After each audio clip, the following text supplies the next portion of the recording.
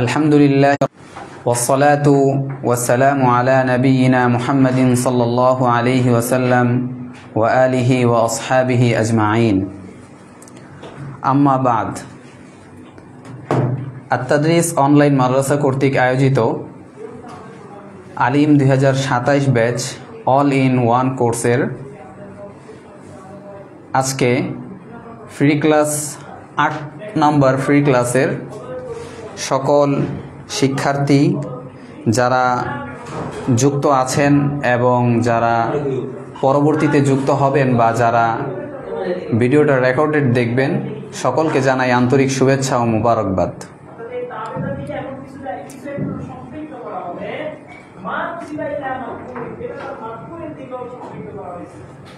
আজকে আমাদের আলিমের বিষয়গুলোর মধ্য থেকে অন্যতম একটা বিষয় বালাগাত ও মান্তেক। এই বিষয় নিয়ে আজকে আমাদের আলোচনা হবে বা আজকে আমাদের ক্লাস এই বিষয়ের উপরে হবে, বালাগাত ও মান্তেক এই বিষয়ের উপরে। তো আপনারা যারা যারা যুক্ত হচ্ছেন আমাদের সাথে কমেন্ট করে জানিয়ে দিন কে কে যুক্ত হচ্ছেন এবং কোথা থেকে যুক্ত হচ্ছেন, কমেন্ট করে জানিয়ে দিন। কিছুক্ষণের মধ্যেই আমরা আপনাদের যুক্ত হওয়ার জন্য কিছুক্ষণ অপেক্ষা করব। অপেক্ষার শেষে ইনশাআল্লাহ আমরা আমাদের আলোচনা ধারাবাহিকভাবে শুরু করব ইনশাআল্লাহ। তো আপনারা যারা যারা আমাদের সাথে যুক্ত হচ্ছেন কমেন্ট করে জানিয়ে দিন কে কে যুক্ত হচ্ছেন এবং কোথা থেকে যুক্ত হচ্ছেন। আচ্ছা, অনেকেই আমাদের সাথে যুক্ত হচ্ছে। মুস্তাফিজুর রহমান রনি, ফারহান হুসাইন, শান্ত ইসলাম, সৈদুল আমিন, মোহাম্মদ মুনতাসির। আচ্ছা, আরও অনেকেই আমাদের সাথে যুক্ত হচ্ছে। সকলেই লিখেছে আসসালামু আলাইকুম। তো সকলকে একসাথে ওয়ালাইকুম আসসালাম ওয়া রাহমাতুল্লাহি ওয়া বারাকাতুহু। কিছুক্ষণের মধ্যেই আমরা আমাদের ক্লাস শুরু করব। তো আপনারা যারা যারা আমাদের সাথে যুক্ত হচ্ছেন, কোথা থেকে যুক্ত হচ্ছেন সেটাও কমেন্ট করে জানিয়ে দিন এবং কারা কারা আমাদের ফ্রি ক্লাস প্রায় শেষ পর্যায়ে। তো আমাদের এই কোর্সের অর্থাৎ আলিম 27 all in one batch all in one কোর্সের যে অফার বা যে সময় ছিল, সময়ও শেষ পর্যায়ের। কোর্সের ভর্তি হওয়ার জন্য সময় একদম শেষ প্রান্তে এবং কোর্সের যে অফার ছিল এই অফারও একদম শেষ প্রান্তে। তো আপনারা যারা যারা এখনও আমাদের কোর্সে জয়েন হননি বা ভর্তি হননি, দ্রুত ভর্তি হয়ে যাবেন, কেননা এর পরবর্তী অফার শেষ হলে কিন্তু তখন আপনাদের আরও বেশি পেমেন্ট দিয়ে তারপরে আমাদের সাথে যুক্ত হওয়া লাগবে। আচ্ছা, যাই হোক, আরও অনেকেই আমাদের সাথে যুক্ত হচ্ছে। মোহাম্মদ মুনতাসির ফায়াজ লিখেছে আমি চট্টগ্রাম থেকে, ধন্যবাদ সুদূর চট্টগ্রাম থেকে আমাদের সাথে যুক্ত হওয়ার জন্য। হাসান মাহমুদ লিখেছে আমি কুড়িগ্রাম জেলার চর রাজীবপুর থানা থেকে। আচ্ছা, আরেকজন লিখেছে ফাতিমা জান্নাত বরিশাল থেকে। শান্ত ইসলাম সৈয়দপুর থেকে। আবুজর গিফারি লিখেছে আসসালামু আলাইকুম হুজুর, কেমন আছেন? ওয়ালাইকুম আসসালাম, এই তো আলহামদুলিল্লাহ ভালো আছি, আপনারা কেমন আছেন সেটাও জানিয়ে দিন।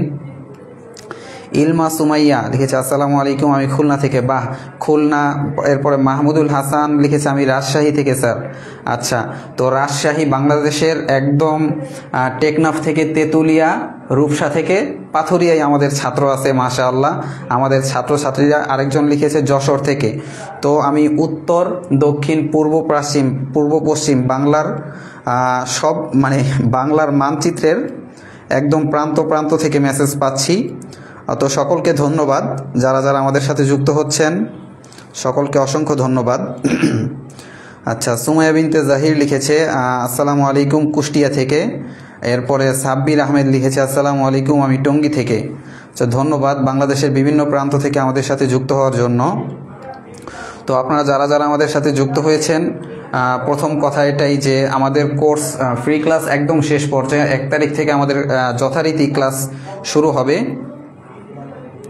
আচ্ছা, তো এর পূর্বে আপনারা যারা যারা অ্যাডমিশন নেন নাই দ্রুত অ্যাডমিট হয়ে যাবেন, এতে করে আপনাদেরও লাভ হবে, কেননা আমাদের একটা কোর্স চলতেছে। আচ্ছা, ফারহাদ হোসেন লিখেছে নারায়ণগঞ্জ রূপগঞ্জ থেকে। আচ্ছা, সৈদুল আমিন লিখেছে কক্সবাজার থেকে। অনেকেই যুক্ত হচ্ছেন আমাদের সাথে, ধন্যবাদ সকলকে। আচ্ছা, আমিমুল ইহসান লিখেছে নোয়াখালী বিভাগ থেকে। আচ্ছা, নোয়াখালী বিভাগ, এর মানে আমিমুল ইহসান উনি কিন্তু ওনার কমেন্টের মাধ্যমে একটা দাবি করেছেন। তো যাই হোক, ওনার দাবি কি সেটা আমি বলতে চাচ্ছি না। উনি লিখেছে, মানে ওনার কমেন্টটা সবাইকে পড়িয়ে শুনিয়ে দিই। উনি লিখেছে নোয়াখালী বিভাগ থেকে। নোয়াখালী কিন্তু আমরা জানি যে বাংলাদেশের একটা জেলা, কিন্তু উনি লিখেছে নোয়াখালী বিভাগ থেকে। আচ্ছা, যাই হোক। তারপরে মোহাম্মদ সাইমুন হাসান লিখেছে আসসালামু আলাইকুম ওয়া রাহমাতুল্লাহ, চট্টগ্রাম থেকে। আচ্ছা, আবুজর গিফারি লিখেছে রুটিন কবে দিবে হুজুর? আচ্ছা, আজকেই আমাদের রুটিন করা হবে, এরপরে 2-1 দিনের মধ্যে ইনশাআল্লাহ আমরা রুটিনটা পাবলিশ করব ইনশাআল্লাহ। আচ্ছা, তো অনেকেই যুক্ত হচ্ছে। আচ্ছা, রেজাউল করিম আমাদের রানিং ছাত্র, রেজাউল করিম অর্থাৎ ইয়াসিন, সে লিখেছে আসসালামু আলাইকুম। তো ধন্যবাদ রেজাউল করিমকে আমাদের সাথে যুক্ত হওয়ার জন্য। এখানে যুক্ত না হয়ে রেকর্ডেড ক্লাসগুলো দেখেন, সেক্ষেত্রে আপনার উপকার হবে। রেকর্ডেড ক্লাসগুলো দেখে ওগুলো শিখতে পারবেন। আচ্ছা, এমডি আরিফুর রহমান লিখেছে জোয়াক থেকে। আচ্ছা, এবং লিখেছে আওয়াজ কম হয়। তো বাকি যারা আছেন আপনারা একটু জানাবেন আওয়াজটা ঠিক আছে কিনা, সাউন্ড কোয়ালিটি এবং ভিডিও কোয়ালিটি সব কিছু ঠিকঠাক আছে কিনা এটা জানাবেন। যদি সবার ক্ষেত্রেই সমস্যা হয় সেটা আমাদের এখান থেকে সমস্যা, আর যদি 1জন বা 2জনের ক্ষেত্রে সমস্যা হয় সেটা হবে আর কি ব্যক্তিগত সমস্যা। আচ্ছা, আরও অনেকেই যুক্ত হচ্ছে। মোহাম্মদ আইনুল হুদা, আসসালামু আলাইকুম হুজুর, ভর্তির তারিখ শেষ কবে? ভর্তির 1 তারিখের আগেই ভর্তি হয়ে যেতে হবে। আচ্ছা, তারপরে আরও অনেকেই আমাদের সাথে যুক্ত হচ্ছে। আবদুল্লাহ আল আদিল লিখেছে আসসালামু আলাইকুম, সিরাজগঞ্জ উল্লাপাড়া থেকে। আচ্ছা, ধন্যবাদ সকলকে, ধন্যবাদ যারা কমেন্ট করেছেন এবং যারা কমেন্ট করতে পারেননি সকলকে ধন্যবাদ। যারা আমাদের সাথে যুক্ত আছেন তাদেরকেও ধন্যবাদ, যারা আমাদের সাথে যুক্ত নাই তাদেরকেও আন্তরিক ধন্যবাদ, এবং যারা পরবর্তীতে আমাদের সাথে যুক্ত হবেন বা রেকর্ডেড ক্লাসটা দেখবেন সকলকেই জানাই আন্তরিক শুভেচ্ছা ও মুবারকবাদ। আচ্ছা, তো আস্তে আস্তে আমাদের মূল আলোচনায় আস্তে আস্তে আমরা চলে যাব। তো আপনারা স্ক্রিনে দেখতে পাচ্ছেন যে আজকের ক্লাসটা হবে, আজকে আমাদের 8 নাম্বার ফ্রি লাইভ ক্লাস। এর আগে আমাদের আরও 60টা ক্লাস গিয়েছে, আরবি প্রথম পত্র, ফিকা প্রথম পত্র, দ্বিতীয় পত্র, বাংলা, এভাবে আরও 60টা বিষয় আমাদের পূর্বে ক্লাস হয়েছে। তো আজকে আমরা আপনাদের সামনে আলিমের খুবই গুরুত্বপূর্ণ একটা অধ্যায়, শুধু আলিমের জন্য না, এটা আরবি ভাষার জন্য এই বালাগাত এবং মান্তিকটাকে একটু পরে, মান্তিকের বিষয়টা একটু পরে আনি। বালাগাত বিষয়টা আরবি ভাষা, অর্থাৎ আপনারা যারা আরবি সাহিত্য, আরবি প্রথম পত্রে আরবি সাহিত্য নিয়ে পড়াশোনা করেন এবং যাদের আরবি সাহিত্যটা পড়তে ভালো লাগে, আরবি সাহিত্য কিন্তু বালাগাতটা আরবি সাহিত্যের সাথে ওতপ্রোতভাবে জড়িত। অর্থাৎ বালাগাতটা আরবি সাহিত্যের মধ্যে যতটুকু আপনি বালাগাতের প্রয়োগ করবেন আপনার সাহিত্যের মান তত বেড়ে যাবে। তো এই দৃষ্টিকোণ থেকে বালাগাত এটা খুবই গুরুত্বপূর্ণ একটা বিষয়। এটা যে শুধু সাবজেক্ট হিসাবে গুরুত্বপূর্ণ এমন না, বরং আপনি কোরআন যে এজাজ বা কোরআন যে অক্ষমকারী, কোরআন যেই জমানায় অবতীর্ণ হয়েছিল ওই জমানাটা ছিল সাহিত্যিকদের যুগ, আরবি সাহিত্যিকদের ছড়াছড়ি ছিল ওই জামানায় কোরআন সকল সাহিত্যিকদের সকল গদ্য এবং পদ্যকে অক্ষম করে দিয়ে কোরআনকে আল্লাহ তাআলা অবতীর্ণ করেছিলেন। কোরআন যে অক্ষমকারী বা কোরআন তৎকালীন জমানার সকল সাহিত্যকে এক ডাস্টবিনে ফেলে দিয়েছিল। কোরআন এর এজাজ বা এর যেই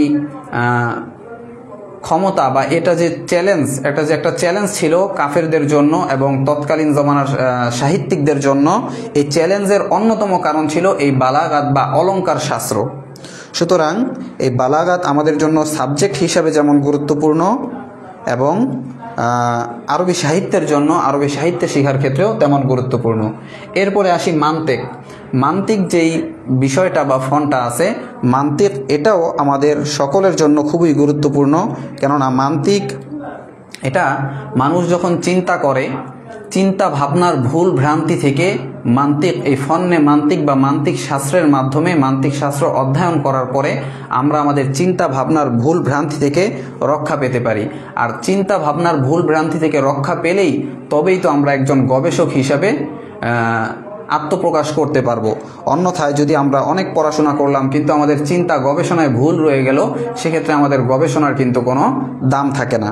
তো যাই হোক, এই দৃষ্টিকোণ থেকে বালাগাত ও মান্তিক এই দুইটা বিষয় খুবই গুরুত্বপূর্ণ, খুবই গুরুত্বপূর্ণ। আচ্ছা, তো আত্তাদরিস অনলাইন মাদ্রাসা কর্তৃক আয়োজিত আলিম 27 অল ইন ওয়ান কোর্সের আজকের ক্লাসের বিষয় হচ্ছে বালাগাত ও মান্তিক। তো বালাগাত এবং মান্তিকের এই যে দুইটা বিষয়, বালাগাত এবং মান্তিক, বালাগাত মান্তিক এই দুইটা বিষয়, এই দুইটা শাস্ত্র বা দুইটা ফন আমরা কোন কিতাব থেকে পড়ব সেটা আমরা একটু দেখে নেই। মূল কিতাব বালাগাতটা, এই ফনটা বালাগাত শাস্ত্রটা আমরা পড়ব দুরুসুল বালাগাহ কিতাব থেকে। বালাগাত শাস্ত্রটা আমরা পড়ব দুরুসুল বালাগাত কিতাব থেকে এবং মান্তিক শাস্ত্রটা আমরা পড়ব আল মিরকাত কিতাব থেকে। আচ্ছা, আর অনেকেই আমাদের সাথে যুক্ত হচ্ছেন। একজন, মানে ওনার নাম আমি পড়তে পারি না, আমার পূর্বেও আরেকটা ফ্রি ক্লাস ছিল, ওই ক্লাসে উনি কমেন্ট করেছেন, মানে ওনার নামটা মানে অন্য ভাষায় লেখা নাকি সে লেখা আমি জানি না আসলে। লিখেছে আসসালামু আলাইকুম। আচ্ছা, ওয়ালাইকুম আসসালাম। এরপরে ফুলবিলাসী হুজুর, বালাগাত প্রশ্নগুলো নাকি কঠিন, অনেক কীরকম বলবেন? আপনার আগের জনের নামটা আমি পড়তে পারি না, আর আপনার কমেন্টগুলো আমি বুঝি না আসলে, বুঝে আসছে? আগের ক্লাসেও আপনি কিছু কমেন্ট করেছিলেন, ওগুলো আমি মানে এগুলো আমার, মানে আমি বলতেছি, মানে এগুলো আপনার প্রতি আমি কোনো দোষ দিচ্ছি না, এগুলো আমার অযোগ্যতা, হয়তো আমি আপনার কমেন্টটা বুঝতে পারি না। হুজুর, বালাগাত প্রশ্নগুলো নাকি কঠিন, অনেক কীরকম বলবেন? আচ্ছা, অনেক কঠিন, এই কঠিনের ধরনটা কেমন সেটা হয়তো বা জানতে চাচ্ছেন আমার ধারণা মতে। তো যাই হোক, আমি প্রশ্ন নিয়ে আমরা আমাদের মেন কোর্সে আলোচনা করব এবং আজকে যতটুকু আমি পড়ানোর নিয়ত করে এসেছি বা যে বিষয়গুলো আপনাদের সামনে উপস্থাপন করার নিয়ত করে এসেছি, ওগুলোর শেষে ইনশাআল্লাহ সময় থাকলে প্রশ্নের কিছু ধরন আপনাদেরকে আমি দেখিয়ে দিব বা বলে দিব ইনশাআল্লাহ তাআলা। আচ্ছা, তো আশা করি আপনারা এখান থেকে বুঝতে পারছেন যে বালাগাত যে এই বিষয়টা আমরা পড়ব দুরুসুল বালাগাহ কিতাব থেকে, এবং মান্তিক মান্তিক শাস্ত্রটা আমরা পড়ব আল মিরকাত কিতাব থেকে।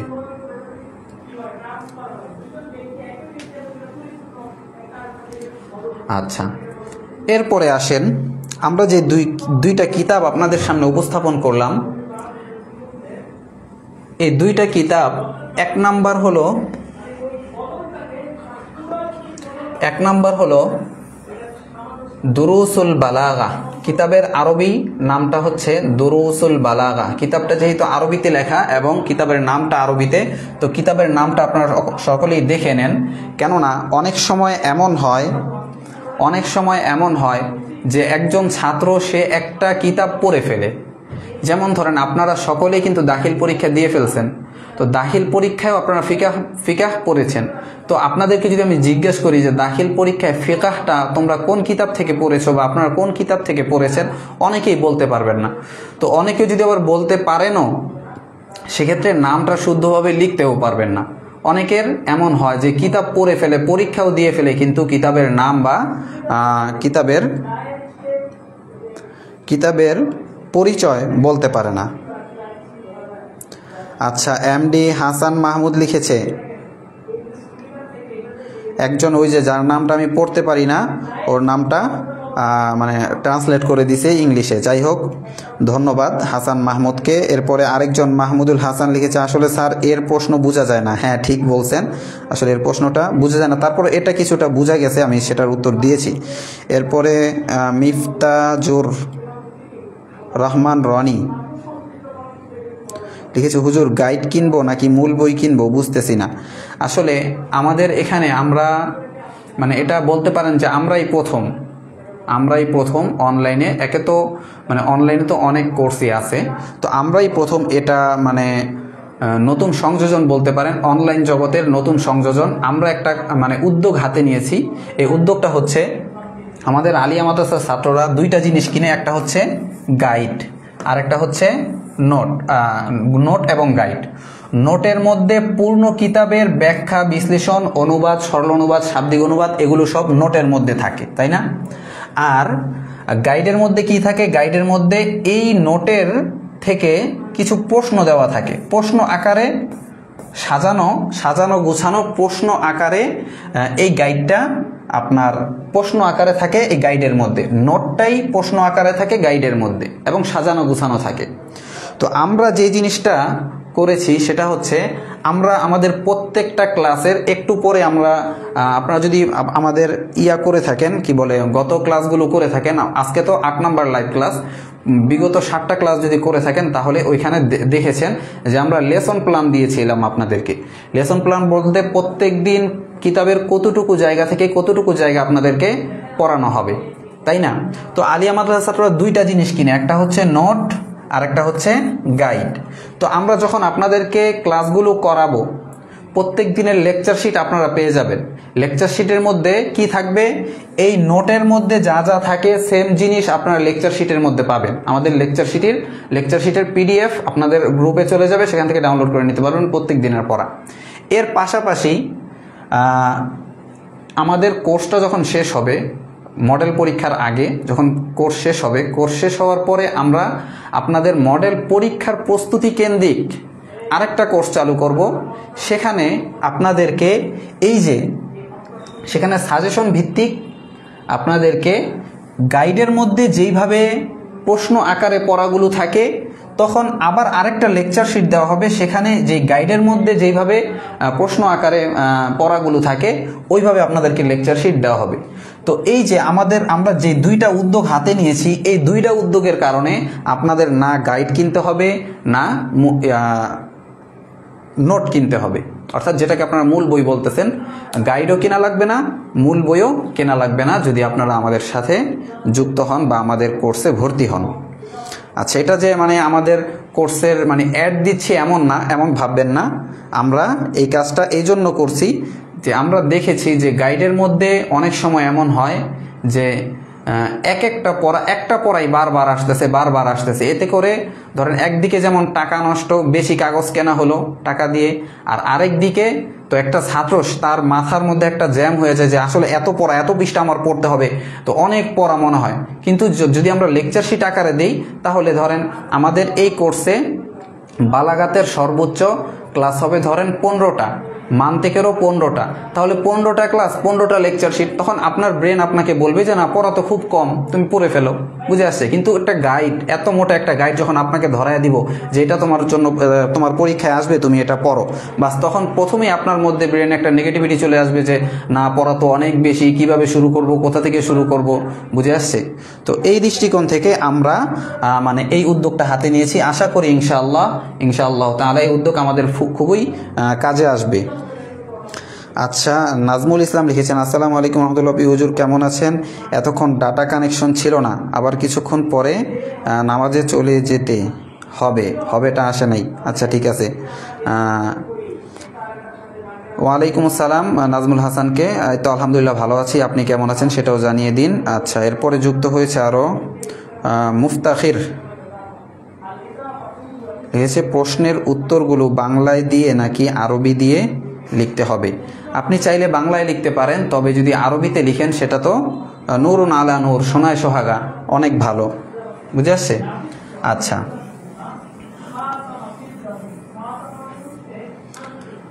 তো বলতেছিলাম যে অনেকে আমরা কিতাব শেষ করে ফেলি, কিন্তু কিতাবের নাম জানি না, আবার জানলেও কিতাবের নামটা লিখতে পারি না। তো এই জন্য এইখানে দুরুসুল বালাগা আপনারা যেই কিতাব থেকে পড়বেন এই কিতাবের নামটা খুব ভালোভাবে দেখে নেন। এতে করে দেখে আপনারা চাইলে কমেন্টে কিতাবের নামটা লিখে দিতে পারেন, এতে করে আপনাদের একটা প্র্যাকটিসও হয়ে যাবে। আচ্ছা, তো দুরুসুল বালাগা এই কিতাবটা আমাদের যে কোর্স 4 মাসের, অর্থাৎ মডেল পরীক্ষার আগ পর্যন্ত এই কোর্সে কতটুকু পড়ানো হবে, শুরু থেকে নিয়ে আলবাবু সানি জিকির এবং হজফের যে আলোচনা আছে, জিকির এবং হজফের আলোচনা পর্যন্ত আমরা এই দুরুসুল বালাগা এই কিতাবটা থেকে পড়ব ইনশাআল্লাহ তাআলা। আচ্ছা, এরপরে বা দ্বিতীয় হচ্ছে আমাদের পাঠ্যপুস্তক মূল কিতাব হচ্ছে আল মিরকাত।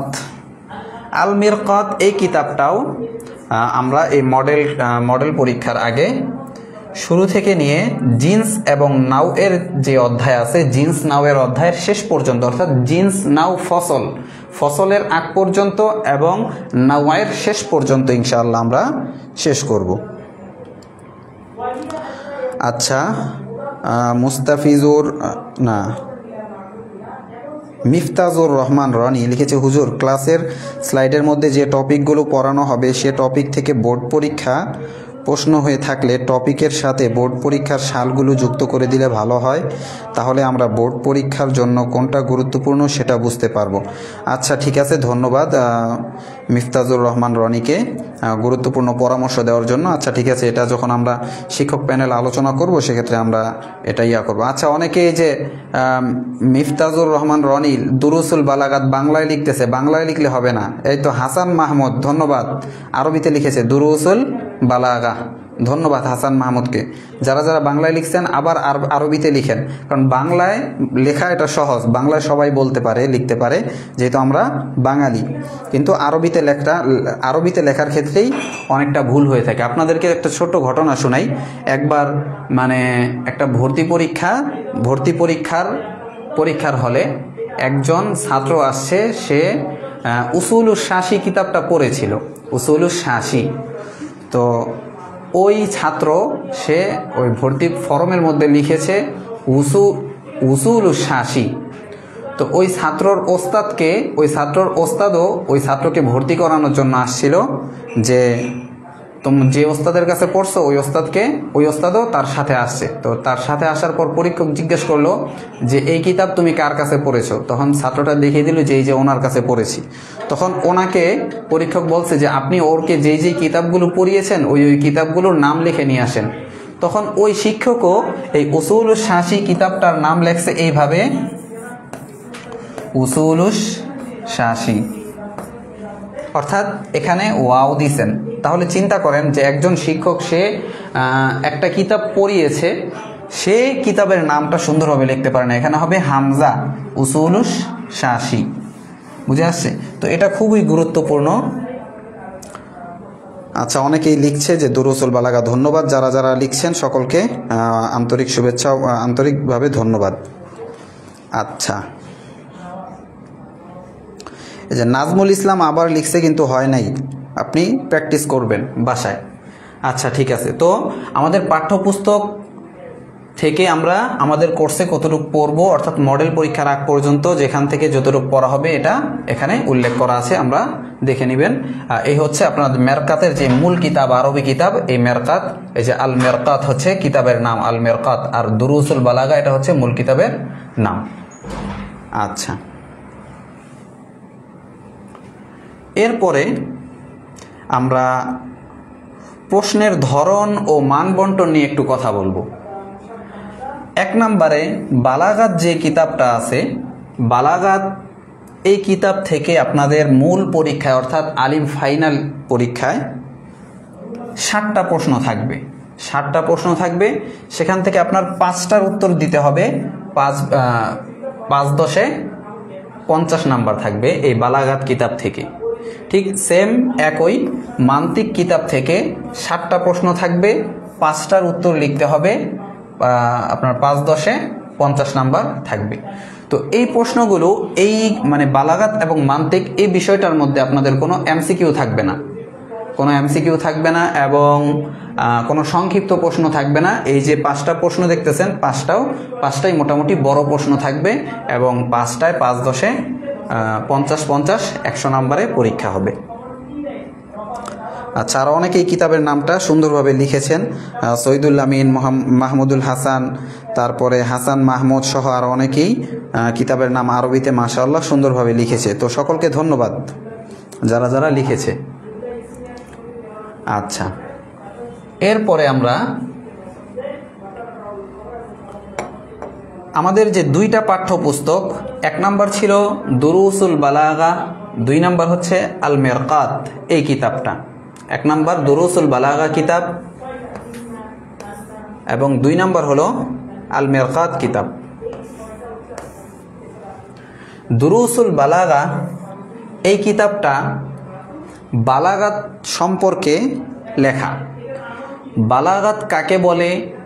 বালাগাত আমরা নাহু, সরফ, আরবি প্রথম পত্র, আরবি সাহিত্যের সাথে যেই সমস্ত এলেমগুলো সম্পর্ক রাখে ওই সমস্ত এলেমের মধ্যে সবচেয়ে বেশি পরিচিত আমরা শুধুমাত্র ইলমুস সরফ এবং ইলমুন নাহুর সাথে, কিন্তু ইলমুল বালাগাতের সাথে আমরা ততটা পরিচিত নই যতটা আমরা ইলমুন নাহু এবং ইলমুস সরফের সাথে পরিচিত।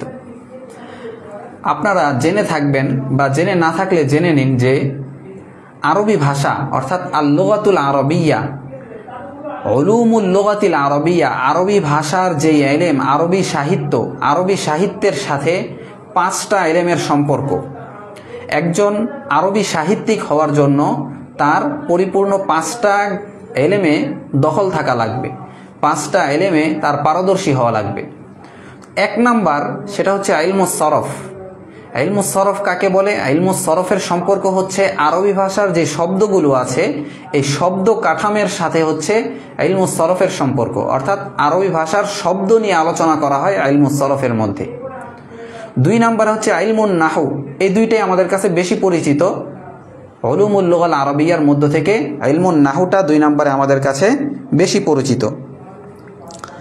আচ্ছা, আমাদের সাথে যুক্ত হয়েছে সাদ আব্দুল্লাহ, লিখেছে এত দূর থেকে আওয়াজ কম হওয়া স্বাভাবিক। আচ্ছা, উনি হয়তো কাউকে করেছে। তো যাই হোক, সাদ আব্দুল্লাহকে ধন্যবাদ আমার কাজটা সহজ করার জন্য, হয়তো সে কাউকে আমার মেসেজের উত্তর দিয়ে দিয়েছে। আচ্ছা, হাসান মাহমুদকে আমার ডাবল ধন্যবাদ। সে আমি না বলা সত্ত্বেও সে মেরকাত কিতাবের যে নামটা এটা সুন্দরভাবে লিখেছে। আচ্ছা, ধন্যবাদ হাসান মাহমুদকে। এরপরে এমডি নাজমুল ইসলাম লিখেছে আলহামদুলিল্লাহ প্রিয় হুজুর, আপনার বোঝানোর ধরন অনেক অনেক সুন্দর, শুকরিয়া। আচ্ছা, তো ধন্যবাদ। তো সামনাসামনি প্রশংসা করবেন না, সামনাসামনি প্রশংসা করা ভালো না। আচ্ছা, যাই হোক। আচ্ছা, তো বলতেছিলাম উলুমুল লুগাতিল আরবিয়া বা আরবি ভাষার যে জ্ঞান, আরবি সাহিত্যের জ্ঞান 5টা এলেমের উপর, 5টা এলেমের সাথে সংযুক্ত। 1 নম্বর হচ্ছে ইলমুস সরফ। ইলমুস সরফটা আরবি ভাষার শব্দ কাঠামোর সাথে সম্পৃক্ত। 2 নম্বরে ইলমুন নাহুটা আরবি ভাষার বাক্য কাঠামোর সাথে সম্পৃক্ত, অর্থাৎ আরবি ভাষার বাক্য নিয়ে ইলমুন নাহুর মধ্যে আলোচনা করা হয়। আর আমরা শুধু এই দুইটাই জানি। একজন যদি সরফ এবং নাহু সম্পর্কে জানে, বাস আমরা মনে করি সে মনে হয় আরবি ভাষার একদম A to Z সব কি করে ফেলেছে, কভার করে ফেলেছে। আসলে বিষয়টা এমন নয়। আরবি ভাষার আরও কিছু জ্ঞান আছে। 3 নম্বরে হচ্ছে ইলমুল ইমলা। এটা হলো আরবি ভাষার হস্তলিপির সাথে সম্পৃক্ত, অর্থাৎ বাংলা লেখার কিছু নিয়ম কানুন আছে। তো বাংলা লেখার মধ্যে যেমন কিছু নিয়ম কানুন আছে, আরবি লেখার মধ্যেও কিন্তু নিয়ম কানুন আছে। যেমন সংক্ষেপে আমি 2-1টা দেখাই এখানে। যেমন ধরেন বাবে ইফআল, আমরা সকলে জানি বাবে ইফআল নামে আরবিতে একটা বাব আছে। তো বাবে ইফআলের যত ফেলে মাজির যত সিগার মধ্যে হামজা আসবে, বাবে ইফআল থেকে যত মাজদার আছে ওই মাজদারের মাজি মারুফ যেগুলো হবে, মাজি মুতলাক মারুফ, সবগুলার হামজার শুরুতে কিন্তু আপনার শুরুতে এরকম একটা হামজা হবে। হামজার আলিফের উপরে একটা হামজা দিতে হবে, বুঝে আসছে? এমনিভাবে বাবে ইফআলের আমরের যে সিগাগুলো আছে, যেমন ধরেন আকরিম, এই আকরিমের শুরুতেও এইভাবে আপনার হামজা দিতে হবে। কিন্তু নাসারা ইয়ানসুরুর যে আমরের সিগা উনসুর, এই উনসুরের যে আলিফ আছে এই আলিফের উপরে কিন্তু আপনার হামজা দেওয়া এটা ভুল, এটা হচ্ছে ভুল। কিন্তু একই আমরের সিগা বাবে ইফআলের এটার উপরে আবার কি দিতে হবে, হামজা দিতে হবে। এগুলো হচ্ছে ইলমুল ইমলার সাথে সম্পৃক্ত, অর্থাৎ আরবি ভাষার একটা আল-লুগাতুল আরবিয়ার যেই উলুমের সাথে সম্পর্ক রাখে ওই উলুমের মধ্য থেকে একটা ইলম হচ্ছে ইলমুল ইমলা বা আপনার হস্তলিপি, আরবি ভাষার হস্তলিপির সাথে সম্পৃক্ত রাখে এই ইলমুল ইমলা। এরপরে হচ্ছে ইলমুল আরুজ কাকে বলে? ইলমুল আরুজ হচ্ছে ওই ইলম যেই ইলমটা আরবি ভাষার কবিতা এবং ছন্দের সাথে সম্পৃক্ত রাখে। আরবি ভাষার সাধারণত গদ্য যেগুলো মানে কি বলে সাহিত্যিকতার মানে মাকামাত যেগুলো, ওগুলোর মধ্যে কিছু স্বাভাবিক নিয়মকানুন, এমন কিছু নিয়মকানুন আছে যেগুলো শেয়ার বা কবিতার মধ্যে এমন কিছু নিয়মকানুন আছে যেই নিয়মকানুনগুলো মাকামাতের মধ্যে নেই। আরবি মাকামাত বা সাহিত্য প্রবন্ধ যেগুলো আছে ওগুলোর মধ্যে এমন কিছু নিয়মকানুন নেই যেগুলো কবিতার মধ্যে আছে। বুঝাইতে পেরেছি আমি? আচ্ছা, তাহলে এই আইলেমটাকে বলে ইলমুল আরুজ। ইলমুল আরুজ হলো যেগুলো কবিতা বা ছন্দের সাথে সম্পৃক্ত। 5 নম্বরে যে ইলমের কথাটা বলবো সেই ইলমটা হচ্ছে ইলমুল বালাগা। ইলমুল বালাগা হচ্ছে আরবি সাহিত্য বা আরবি ভাষার ভাব মর্মকে সুন্দরভাবে মুখাতাব বা শ্রোতার সামনে উপস্থাপন করার সাথে সম্পৃক্ত। অর্থাৎ যখন ইলমুল বালাগা আপনি জানতে পারবেন, ইলমুল বালাগা আপনি শিখতে পারবেন, ইলমুল বালাগাতের মধ্যে আপনি অনেক পাণ্ডিত্য অর্জন করতে পারবেন, তখন আপনার মনের ভাব মর্ম আরবি ভাষায় আপনি শ্রোতার সামনে সুন্দরভাবে প্রকাশ করতে পারবেন বা উপস্থাপন করতে পারবেন। তো এই ইলমুল বালাগা নিয়েই আমাদের এই কিতাবটা লেখা, দুরুসুল বালাগা। তো আশা করি আপনাদের কাছে এখন আর বালাগা কাকে বলে, বালাগা যদিও বালাগাতের কোনো কিতাব বা এই শাস্ত্রটা আগে আপনারা পড়েন নাই, কিন্তু আমি যতটুকু আলোচনা করলাম এখান থেকে মানে আমার ধারণা যে আপনারা বালাগাত সম্পর্কে একটা ক্ষীণ স্বচ্ছ ধারণা পেয়েছেন, ছোট একটা স্বচ্ছ ধারণা আশা করি পেয়েছেন। এরপরে আসি আমরা আল মিরকাত কিতাব নিয়ে। আল মিরকাত এই কিতাবটা আরবি ভাষায় লিখিত মান্তেক অর্থাৎ দর্শন শাস্ত্রের একটা কায়দা বলতে পারেন। আমরা কোরআন শরীফ পড়ার জন্য প্রথমে কি পড়তে হয়? আমাদের কায়দা পড়তে হয়, তারপরে আমপারা পড়ি, এরপরে কোরআন শরীফ পড়ি, তাই না?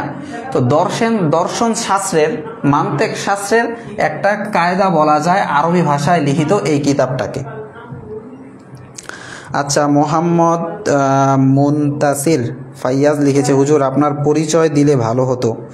আচ্ছা, আমার পরিচয়, আমার নাম তো দেখেছেন, নাম ইসমাইল হুসাইন, আর পরিচয়টা হচ্ছে আমার বাসা ঢাকা ডেমরাতে, পাশাপাশি আর পড়াশোনা হচ্ছে মানে আলিয়া ঢাকা আলিয়া আমার ফাজিল রানিং, আর কওমেতে আলহামদুলিল্লাহ আমার পড়াশোনা হয়েছে ওইখানে দাওরা এবং ইফতাহ। আচ্ছা, ইমরান হোসেন লিখেছে ভালো হচ্ছে। কি ভালো হচ্ছে আসলে আমি বুঝতেছি না, আপনি একটু বিস্তারিত জানাবেন। আচ্ছা ঠিক আছে, তো আমরা যেটা আলোচনা করতেছিলাম যে আল মিরকাত কিতাবটা দর্শন শাস্ত্রের একটা প্রাথমিক কিতাব, অর্থাৎ কায়দা দিয়ে আমি একটা উদাহরণ দিয়েছিলাম। কায়দা যেমন কোরআন পড়ার জন্য একটা প্রাথমিক কিতাব, তেমন দর্শন শাস্ত্রের একটা প্রাথমিক কিতাব হচ্ছে আল মিরকাত। তো আলিয়া মাদ্রাসায় দর্শনের প্রথম কিতাবই হচ্ছে আল মিরকাত, কিন্তু কওমিতে এর আগে মানে মেরকাতের আগে আরও ছোট ছোট তাইসিরুল মান্তেক, সুগরা কুবরা এই ধরনের কিতাব পড়ানো হয়। তো যাই হোক, ওই কিতাবগুলো আগে পড়ে নিলে মেরকাতটা পড়া অনেক সহজ হয়। কিন্তু এমন না যে ওগুলো না পড়লে মেরকাত বুঝবে না, এমন না, মেরকাত ওগুলো না পড়েও বোঝা যাবে। অর্থাৎ দর্শন শাস্ত্র কাকে বলে? দর্শন হচ্ছে যেই শাস্ত্রের মাধ্যমে আমরা চিন্তা ভাবনার যে ভুল হয়ে থাকে, চিন্তা ভাবনার ভুল থেকে আমরা যেই শাস্ত্রের মাধ্যমে, যেই ইলমের মাধ্যমে, যেই জ্ঞানের মাধ্যমে আমরা মুক্ত হতে পারি বা মুক্তি পেতে পারি, সেটাই হলো দর্শন শাস্ত্র বা ইলমুল মান্তেক। তো এই ইলমুল মান্তেক নিয়ে এই কিতাবের একদম শুরু থেকে শেষ পর্যন্ত ইলমুল মান্তেকের আলোচনা। তবে দর্শন শাস্ত্রের দর্শন এটা কিতাবের শেষে সামান্য পাবেন আপনি, এই কিতাবের শেষে সামান্য কিছু দর্শনের আলোচনা আপনি পাবেন। তবে ওই দর্শনের সামান্যটা বোঝার জন্য আপনাকে অনেকগুলো ইসতিলাহাত বা পরিভাষা আপনার আগে এই কিতাব থেকে শিখতে হবে। ওগুলো শেখার পরেই আপনার এই কিতাবের শেষে অর্থাৎ দর্শনটা আপনি কিছুটা উপলব্ধি করতে পারবেন। তো আমাদের মূল ক্লাস যখন শুরু হবে তখন ইনশাআল্লাহ আমরা দর্শন কোথা থেকে কিভাবে আপনার একদম হাকিম আফলাতুন অর্থাৎ অ্যারিস্টটল, এমনি প্লেটো, ওদের যেই ধারাবাহিকতা, দর্শন শাস্ত্র কোথা থেকে আসলো, দর্শন শাস্ত্র তো খ্রিস্টপূর্ব সাল থেকেই আসছে, ওই পুরো ইতিহাস আপনাদের সামনে আমরা তুলে ধরবো আমাদের মূল ক্লাসের মধ্যে ইনশাআল্লাহ তাআলা। আচ্ছা,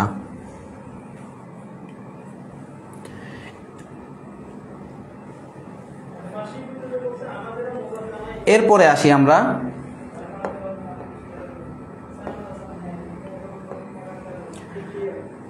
কিতাব ও লেখক পরিচিতি। তো কিতাবের পরিচিতি আমরা কিছুটা এতক্ষণ আলোচনা করলাম।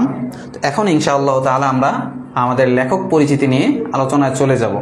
তো আমাদের এই বালাগাত ও মান্তিক এই সাবজেক্টের মধ্যে আপনারা ইতিমধ্যে জেনে গেছেন যে এই সাবজেক্টের মধ্যে যদিও বিষয় একটা 100 নম্বরের পরীক্ষা, কিন্তু কিতাব হলো 2টা এবং বিষয়ও 2টা। 2 বিষয়কে একসাথে এখানে যুক্ত করা হয়েছে, বালাগাত এবং মান্তিক। এই বালাগাত এবং মান্তিকের মধ্যে বালাগাতটা পড়বো আমরা দুরুসুল বালাগা এই কিতাব থেকে। এই কিতাবের ছবি হলো এটা, মূল কিতাবের ছবি। আর একটা গুরুত্বপূর্ণ বিষয়, সেটা হয়তো আপনারা অন্য যে কিতাবগুলো পড়বেন ওগুলোর মধ্যে আপনারা পাবেন না, যেটা এই দুরুসুল বালাগা কিতাবের মধ্যে পাবেন। সেটা হলো এই কিতাবটা একজনের লেখা না, একজনের গবেষণার ফসল এই দুরুসুল বালাগা নয়। এই দুরুসুল বালাগাটা হচ্ছে চারজন গবেষক বা ইলমুল বালাগাতের মধ্যে যাদের অবস্থান অনেক উঁচুতে, এমন চারজন গবেষকের মাধ্যমে এই কিতাবটা লিপিবদ্ধ করা হয়েছে। তো তাদের মধ্যে মূল লেখক বা প্রধান লেখক যিনি ছিলেন মুহাম্মদ আলী হানফি বিন মুহাম্মদ রহমতুল্লাহ আলাইহি। ওনার মৃত্যু 1338 হিজরিতে। উনি ছিলেন মূল লেখক মুহাম্মদ আল হাফনি বিন মুহাম্মদ রহমতুল্লাহ আলাইহি। উনি মিশরের একজন বড় লেখক এবং আপনারা শুনে থাকবেন আপনারা আলী আত-তানতাওয়ি আরবি ভাষার, উনিও মিশরের আলী আত-তানতাওয়ি, উনিও মিশরের একজন লেখক। তবে এই আলী আত-তানতাওয়ি উনি আরবি ভাষার বাদশাহ ফয়সাল উনি মানে আরবি সাহিত্যের উপর একটা পুরস্কার দিতেন, যেটা এই আলী আত-তানতাওয়ি উনি এটা লাভ করেছিলেন। এমনিভাবে আমাদের পাক ভারত উপমহাদেশের আরেকজন শায়েখ আবুল হাসান আলী মিয়া নদভী উনিও এই পুরস্কারটা লাভ করেছিলেন। তো তাহলে এটাই বুঝে নেন যে এই আলী আত-তানতাওয়ি কত বড় ব্যক্তি, যে বাদশাহ ফয়সালের সাহিত্যিকতার পুরস্কার, আরবি সাহিত্যের পুরস্কারটা উনি পেয়েছিলেন। এই আলী আত-তানতাওয়ি উনি এই মুহাম্মদ আল হাফনি বিন মুহাম্মদের প্রশংসা করেছেন। এই মুহাম্মদ আল হাফনি বিন মুহাম্মদ, ওনার একটা কিতাব আছে কাওয়াইদুল লুগাতিল আরবিয়া, আরবি ভাষার কাওয়ায়েদ সমূহ, ওইটা নাহু এবং সরফের উপরে লেখা। ওই কিতাবটার প্রশংসা করেন নাই এমন সাহিত্যিক খুব কম আছে যারা এই কাওয়াইদুল লুগাল আরবিয়ার প্রশংসা করেন নাই। সুতরাং আমরা বলতে পারি মুহাম্মদ আল হাফনি বিন মুহাম্মদ উনি মিশরের আরবি ভাষার একজন বরেণ্য সাহিত্যিক বা একজন মানে উচ্চপদস্থ একজন সাহিত্যিক। তো ওনার ছবি হচ্ছে এই, তো এটা মুহাম্মদ আল হাফনি বিন মুহাম্মদ রহমতুল্লাহি আলাইহি হচ্ছেন উনি। আপনারা অনেকে অনেক কিছু মনে করতে পারেন, ওনার দাড়ি নেই, ওনার মোজগুলো এত বড় বড়। আসলে মিশরের শায়েখরা এবং আপনার বর্তমান যুগেও এটা আছে, মিশরের শায়েখ এবং তুরস্কের শায়েখরা ওনারা দাড়ি রাখেন না, বা দাড়ি কেটে রাখেন বা ছেটে রাখেন। তো এটা অন্য প্রসঙ্গের আলোচনা। যদি এ বিষয়ে আপনাদের প্রশ্ন থাকে, ফিকহ প্রথম পত্র আমি পড়াই, তো ওইখানে প্রথম পত্রটা আমি পড়াবো। ওইখানে যখন দাড়ির আলোচনা আসবে ইনশাআল্লাহ ওনারা কেন রাখেন না, কোন দলিলের ভিত্তিতে রাখেন না, আর আমরা কেন দাড়ি কাটলে খারাপ মনে করি, ফাসেক বলি, কবিরা গুনাহ এটা বলি, এটা ওইখানে আলোচনা হবে ইনশাআল্লাহ তাআলা। আচ্ছা, এরপরে আসি সহলেখক 2 নম্বর লেখক। ওনার সাথে ছিলেন মুহাম্মদ দাইয়াব রহমতুল্লাহ আলাইহি। ওনার মৃত্যু হচ্ছে 1339 হিজরি। তবে ওনার কোনো ছবি আমরা গুগলে বা অন্য কোথাও আমরা পাই নাই, এই জন্য ওনার ছবিটা আমরা যুক্ত করতে পারিনি। এরপরে সহলেখক আরেকজন ছিলেন মুস্তাফা তমুম আল মালিকি আল মিসরি রহমতুল্লাহ আলাইহি। ওনার মৃত্যু হচ্ছে 1354 হিজরিতে। এই মুস্তাফা তমুম আল মাক্কি আল মিসরি রহমতুল্লাহ আলাইহির ছবি হচ্ছে এটা। উনি অত্যন্ত অনেক বড় সাহিত্যিক ছিলেন এবং বালাগাতের বিষয়ে ওনার অনেক দখল এবং আরবি ভাষার মধ্যে ওনার দখল এবং পারদর্শী ছিলেন উনি। 3 নম্বর সহলেখক হচ্ছে সুলতান মুহাম্মদ। ওনার নাম সুলতান মুহাম্মদ। তবে ওনার মৃত্যু সন সম্পর্কে জানা যায় না, কেউই ওনার মৃত্যু সনটা আসলে জানে না। এই জন্য আপনারা দেখবেন কিতাবের মধ্যে এখানে 3 জনের নাম প্লাস মৃত্যু সন দেওয়া আছে, কিন্তু এই যে সুলতান মোহাম্মদ ওনার নামের সাথে ওনার মৃত্যু সনটা নেই। এর থেকে বোঝা যায় যে মাকতাবাওয়ালা যে দারু ইবনে হাজাম থেকে এই কিতাবটা প্রকাশিত হয়েছে। এমনিভাবে বাংলাদেশে মাকতাবাতুল হেরা, মাকতাবাতুল আজহার আরও অন্যান্য মাকতাবা থেকে এই কিতাবটা প্রকাশিত হয়েছে। তবে কোনো মাকতাবাওয়ালারাই ওনার মৃত্যু সনটা উল্লেখ করেননি, তো এই জন্য আমরা ওনার মৃত্যু সনটা জানতে পারিনি। আচ্ছা, তো এই ছিল বালাগাত, দুরুসুল বালাগাত কিতাবের লেখকের সংক্ষিপ্ত পরিচিতি। এরপরে আমরা আল মেরকাত কিতাবের লেখক পরিচিতি আমরা সংক্ষেপে জানব। আল মেরকাত এই কিতাবটা, এই দুরুসুল বালাগাহ এবং আল মেরকাত এই দোনোটা কিতাবই যে খুব আগের যুগে লেখা হয়েছে। আপনাদের দরসে নেজামির যে কিতাবগুলো আছে, নুরুল আনোয়ার, এগুলো অনেক আগের লেখা, প্রায় 700 বছর আগের লেখা। এমনিভাবে শারহুল উকায়া 700 বছর আগে লেখা। এমনিভাবে আরও যে কিতাবগুলো আছে দরসে নেজামির, ওগুলো প্রায় অনেক আগের লেখা, কিন্তু এই কিতাবগুলো সমসাময়িক, এই 200 বছরের মধ্যেই লেখা হয়েছে। তো এই মেরকাত কিতাবের লেখক হচ্ছে ফজলে ইমাম খায়রাবাদী বিন আরশাদ, অর্থাৎ ওনার পিতার নাম হচ্ছে আরশাদ আর ওনার নাম হচ্ছে ফজলে ইমাম খায়রাবাদী। তো এই ফজলে ইমাম খায়রাবাদী ওনার বংশ হজরত ওমর ফারুক রাদিয়াল্লাহু তাআলা আনহুর সাথে গিয়ে মিলিত হয়। এবং কেউ কেউ বলেন এই ফজলে ইমাম খায়রাবাদী ওনার বংশ পাক ভারত উপমহাদেশের অন্যতম হাদিস বিশারদ এবং মুহাদ্দিস, এবং হাদিসের কোন সনদ আমাদের পাক ভারত উপমহাদেশের হাদিসের কোন সনদ হাজি অলিউল্লাহ মুহাদ্দিসে দেহলুই ছাড়া আপনার আল্লাহ রাসূল পর্যন্ত যায় না। তো এই হাজি অলিউল্লাহ মুহাদ্দিসে দেহলুই রহমতুল্লাহি আলাইহির বংশধর কেউ কেউ বলে থাকেন যে ফজলে ইমাম খায়রাবাদী ওনার মূল বংশ তো ওমর ফারুক রাদিয়াল্লাহু তাআলা আনহুর সাথে যে মিলিত হয়, তবে মাঝখানে এই হাজি অলিউল্লাহ মুহাদ্দিসে দেহলুই রহমতুল্লাহ আলীর সাথে গিয়ে মিলিত হয়। তো এই ফজলে ইমাম খায়রাবাদী রহমতুল্লাহ আলী ওনার মৃত্যু হচ্ছে 5ই জিলহজ 1240 হিজরি, বেশি আগে না কিন্তু 1240, এখন 1440-এর পরে চলতেছে, 200 থেকে 210 বছর আগের লোক উনি। আচ্ছা, তো এই মেরকাত কিতাবটা এটাও বাংলাদেশে বিভিন্ন মাকতাবা থেকে ছাপা হয়, মাকতাবাতুল ইসলামিয়া, আজহার, হেরা, অনেক থেকে ছাপা হয়। তবে এটা কদিম নুসখার একটা ছবি। কদিম নুসখা বলতে ওই হাতের লেখার যে নুসখাগুলো আছে ওগুলোর একটা ছবি, যেটা অনেক আগের মাকতাবাতুল ইসলামিয়া থেকে ছাপা। তো আশা করি আমরা কিছুটা কিতাব পরিচিতি জানতে পেরেছি। আচ্ছা, সাদ আব্দুল্লাহ কমেন্ট করেছে, জাযাকাল্লাহু খাইরান ইয়া উস্তাযানাল কারীম ওয়া বারাকাল্লাহু ফি ইলমিক ওয়া আমালিক ওয়া জাআলা মা তাকদ্দামাহু ফি মিজানি হাসানাতিক। আচ্ছা, অনেক দোয়া করেছেন, জাযাকুমুল্লাহু আহসানাল জাযা। সাদ আব্দুল্লাহকে আল্লাহ তাআলা আপনাকে দুনিয়া আখিরাতে উত্তম প্রতিদান দান করুক এবং ইলম আমলে আপনার বারাকা দান করুক। আচ্ছা, এরপরে আমরা আজকে কথা বলবো লেসন প্ল্যান নিয়ে। লেসন প্ল্যান এটা হয়তো আপনাদের কাছে একটা নতুন শব্দ মনে হইতে পারে। লেসন প্ল্যান এটা হচ্ছে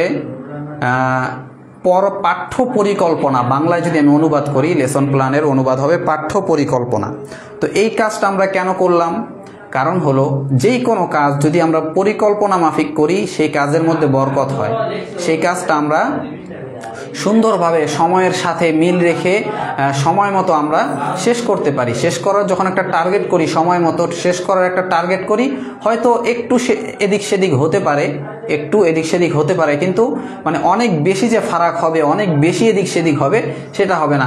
এখন আপনাদেরকে আমরা আমাদের কোর্সে ভর্তি করালাম, বললাম যে 3 মাসে এগুলো পড়াইয়া দিব, কিন্তু 3 মাসে কোন দিন কতটুক পড়াবো, কোন দিন প্রত্যেক সপ্তাহে কতটুক পড়া হবে, এটা যদি স্পষ্ট থাকে সেক্ষেত্রে আমাদের একটা টার্গেট থাকবে যে না, আমরা এতদিনে এতটুক পড়াবো। আর আপনারাও যখন পড়বেন তখন আপনাদের ব্রেন এটা জানবে, ব্রেন এটা থাকবে যে না, পড়া অনেক না, সপ্তাহে প্রত্যেক দিনের পড়া এখান থেকে এতটুক, অল্প একটু পড়া, ব্যাস পড়ে ফেলি।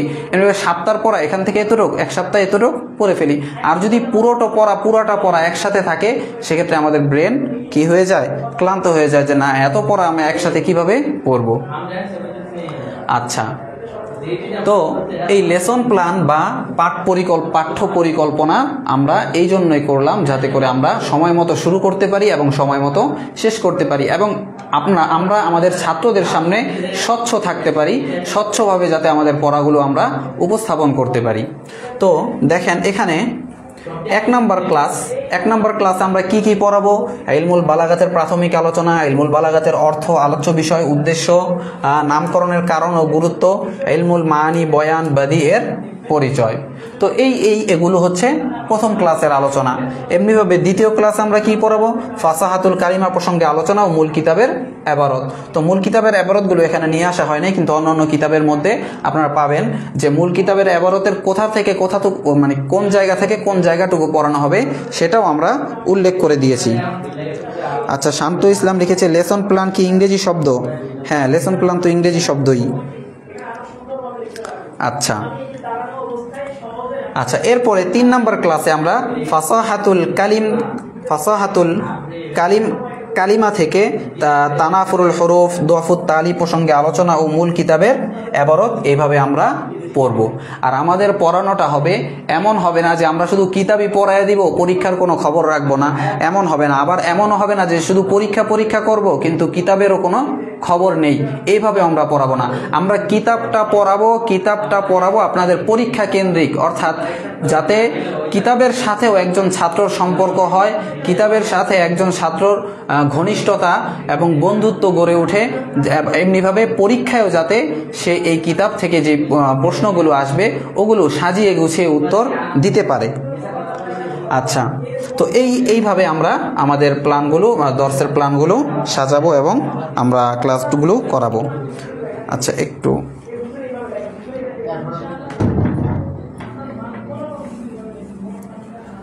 আচ্ছা,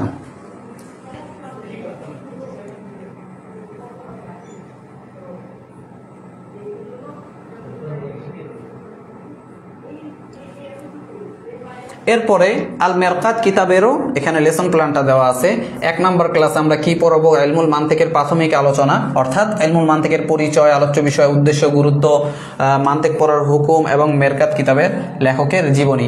আচ্ছা, ইলমুল মান্তিকের মধ্যে একটা মজার ঘটনা আছে, মজার একটা কাহিনী আছে, সেটা হচ্ছে ইলমুল মান্তিক পড়ার হুকুম কি। আপনারা অনেকেই কিন্তু জানেন না যে হুজুর ইলমুল মান্তিক পড়ার হুকুম কি, অর্থাৎ ইলমুল মান্তিক এটা পড়া কি ফরজ, ওয়াজিব, না সুন্নত, না মুস্তাহাব? ইমাম আবু হানিফা রহমতুল্লাহ আলী থেকে একটা কথা প্রসিদ্ধ আছে। আবু হানিফা রহমতুল্লাহ আলী বলেছেন, মান তামান তাকা তাজাম দাকা, যে মান্তেক পড়লো সে জিন্দিক হয়ে গেল, অর্থাৎ মুরতাদ হয়ে গেল। বুঝে আসছে? তাহলে এরপরও আপনাদেরকে কেন মান্তিক পড়াচ্ছি, বা আপনাদের সিলেবাসের মধ্যে এই মান্তিক, এই ফন্টটা, এই শাস্ত্রটা কেন রাখা হলো, এই প্রশ্ন আপনাদের কাছে রেখে গেলাম। এই প্রশ্নের উত্তর মূল ক্লাসে দেওয়া হবে। আচ্ছা, অনেকেই কমেন্ট করছে। মিসবাহুল হক লিখেছে আলোচনা অনুযায়ী প্রশ্ন পড়ানো হবে না।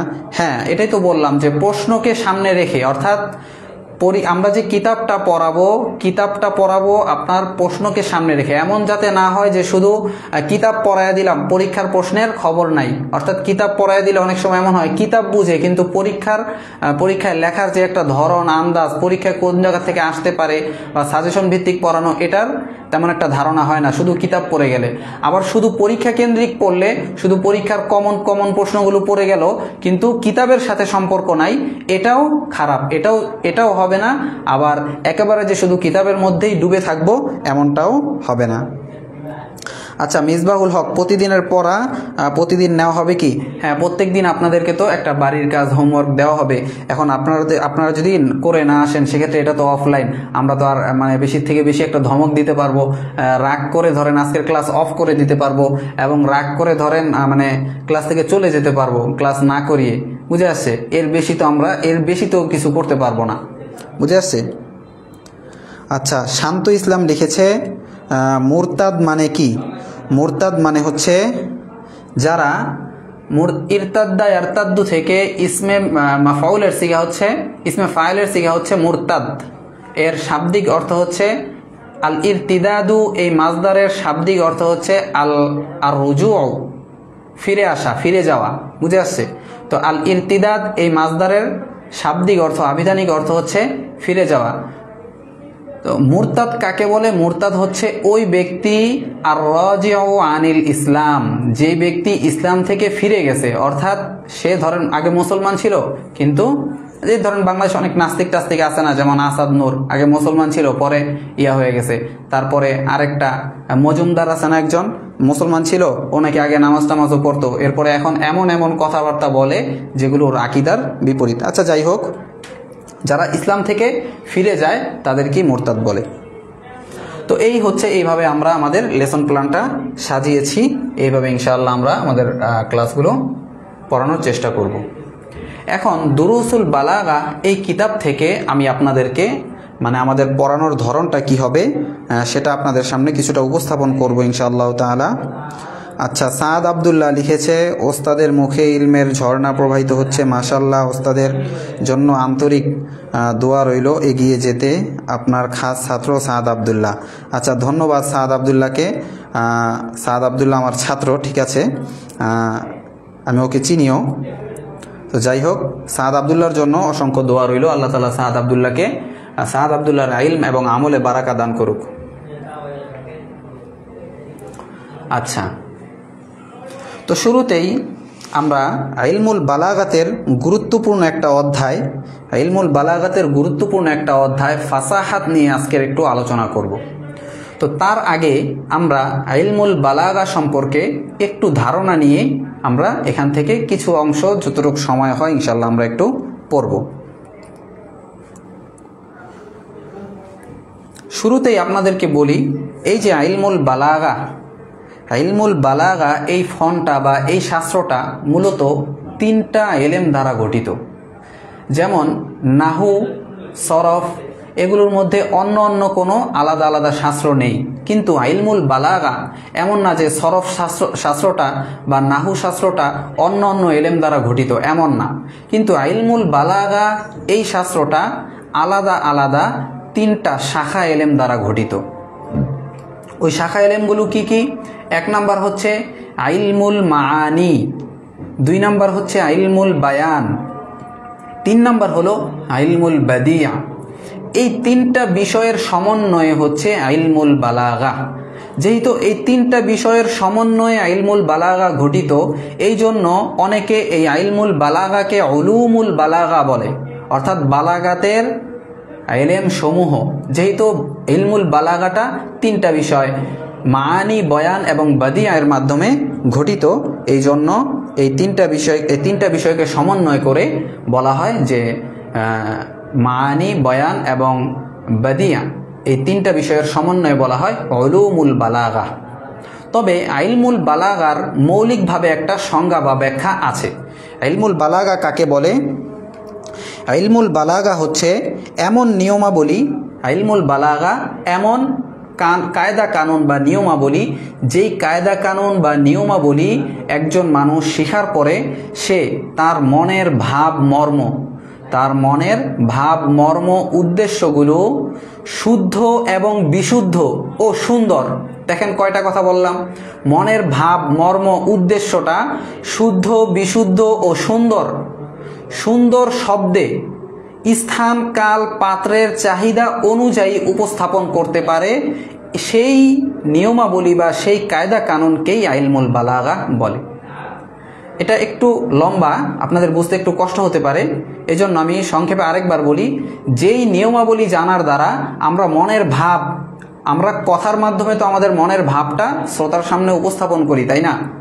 তো ইলমুল বালাগা বলে যেই ইলমের দ্বারা আমরা আমাদের মনের ভাব মর্ম উদ্দেশ্যগুলো সুন্দর, শুদ্ধ ও বিশুদ্ধভাবে শ্রোতার সামনে স্থান কাল পাত্রের চাহিদা অনুযায়ী আমরা উপস্থাপন করতে পারি, ওই নিয়মাবলীকে ইলমুল বালাগা বলা হয়। আচ্ছা, আশা করি ইলমুল বালাগার একটা মৌলিক পরিচয় আপনারা জানতে পেরেছেন।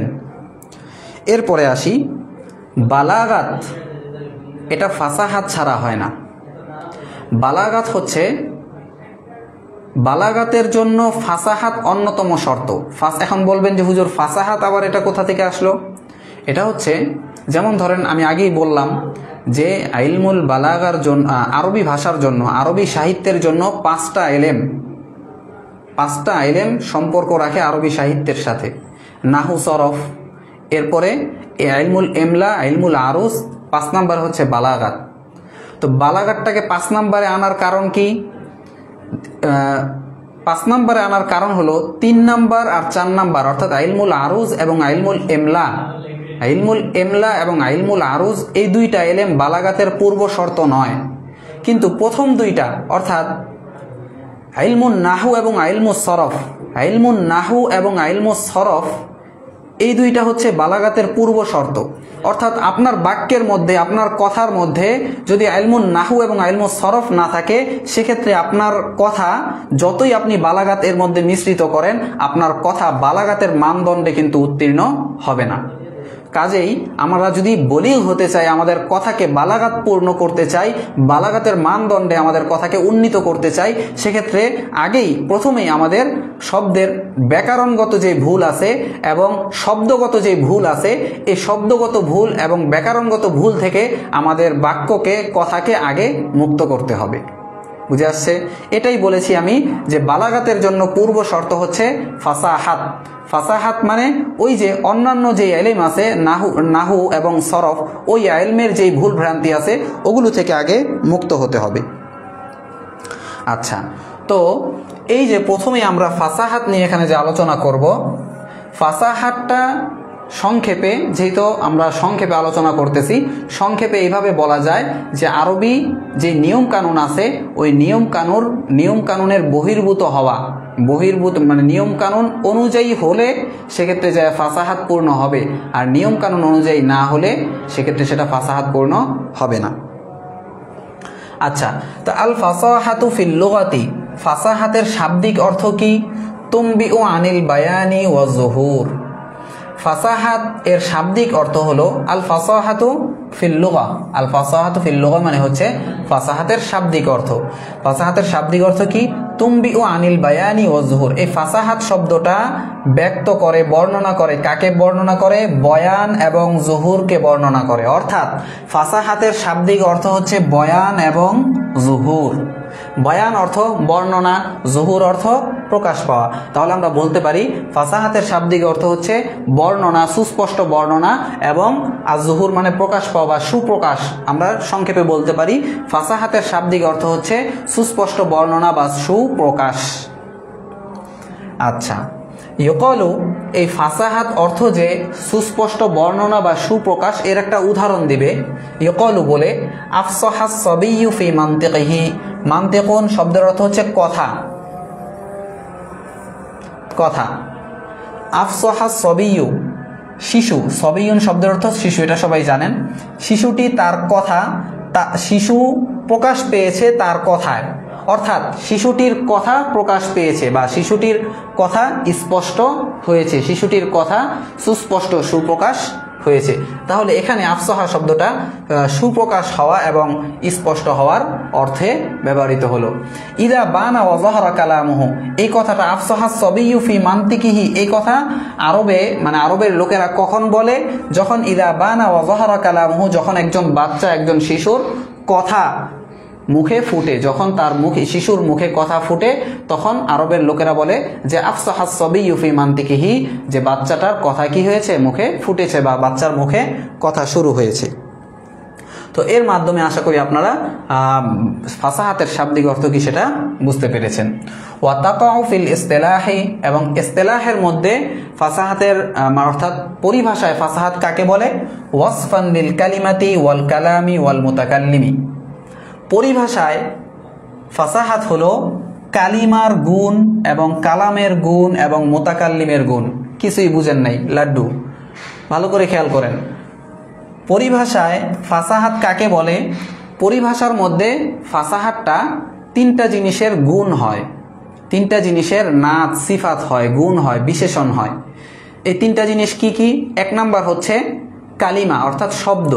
পরিভাষার মধ্যে ফাসাহাত এই শব্দটা কালিমা কোনো শব্দের গুণ হতে পারে, কোনো বাক্যের গুণ হতে পারে, বা কোনো ব্যক্তির গুণ হতে পারে। যদি কোনো শব্দের গুণ হয় সেক্ষেত্রে আমরা বলবো, ওই শব্দটাকে বলবো শব্দের আরবি কি? কালিমাতুন। যদি কোনো শব্দের গুণ হয় ফাসাহাতটা, সেক্ষেত্রে ওই শব্দকে আমরা বলবো কালিমাতুন ফাসিহাতুন। বুঝে আসছে। আর যদি কোনো বাক্যের গুণ হয়, বাক্যের আরবি হচ্ছে কালাম, সেক্ষেত্রে আমরা ওই বাক্যকে বলবো কালামুন ফাসিহুন। আর যদি কোনো ব্যক্তির গুণ হয় তাহলে ওই ব্যক্তিকে আমরা বলবো মুতাকাল্লিমুন ফাসিহুন, অর্থাৎ শুদ্ধভাষী। ওয়াতাকাউ ফিল ইসতিলাহ, পরিভাষায় ফাসাহাত কাকে বলে? ওয়াসফান লিল কালিমাতি, কালিমার গুণ হবে বা গুণ রূপে ব্যবহার হবে, ওয়াল কালাম এবং বাক্যের গুণ রূপে ব্যবহার হবে, ওয়াল মুতাকাল্লিম এবং মুতাকাল্লিমের গুণ রূপে ব্যবহার হবে। আচ্ছা, তাহলে আমরা বলতে পারি যে পরিভাষায় ফাসাহাত হলো শব্দের গুণ। শব্দের গুণ হলে আমরা বলবো বিশুদ্ধ শব্দ অথবা বাক্যের গুণ, সেক্ষেত্রে আমরা বলবো বিশুদ্ধ বাক্য, অথবা মুতাকাল্লিম কোনো ব্যক্তির গুণ, বলনেওয়ালা কথক বা বক্তার গুণ, সেক্ষেত্রে আমরা বলবো মুতাকাল্লিমুন ফাসিহুন বা বিশুদ্ধ ভাষী।